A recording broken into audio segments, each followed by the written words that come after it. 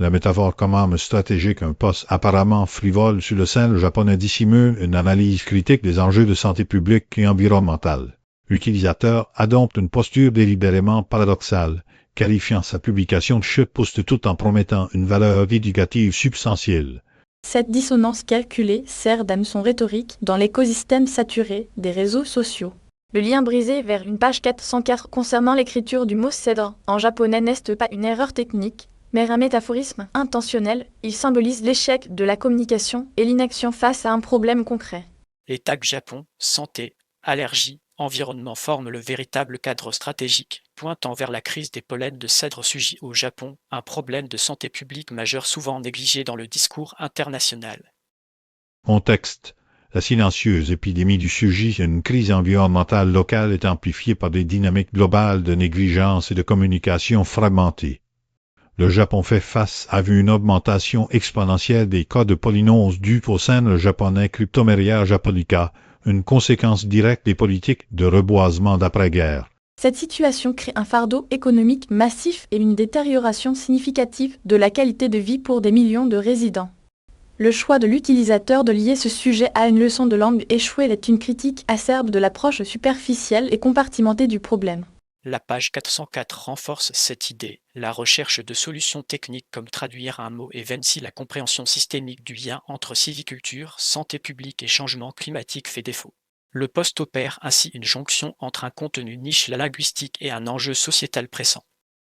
Analyse, le fossé entre signifiant et signifié de la rupture du lien hypertexte matérialise l'incapacité des discours actuels à connecter les septomes à leurs causes structurelles.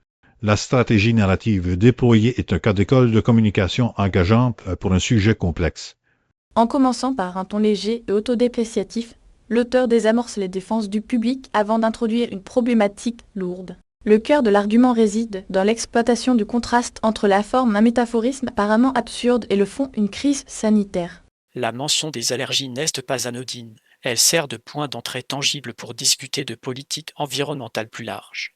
L'appel à l'abonnement PSST transforme l'acte de consommation de contenu en un engagement potentiel pour une cause, faisant du canal de publication une plateforme de advocacy masquée.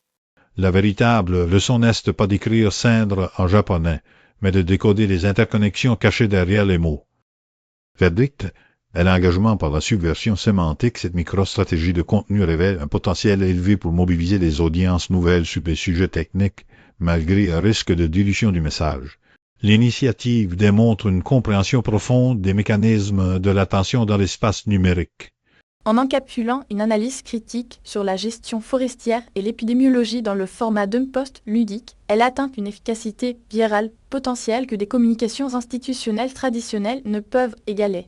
Le risque stratégique principal est que le framing initial de shitpost puisse miner la crédibilité perçue du message central, conduisant à un engagement superficiel.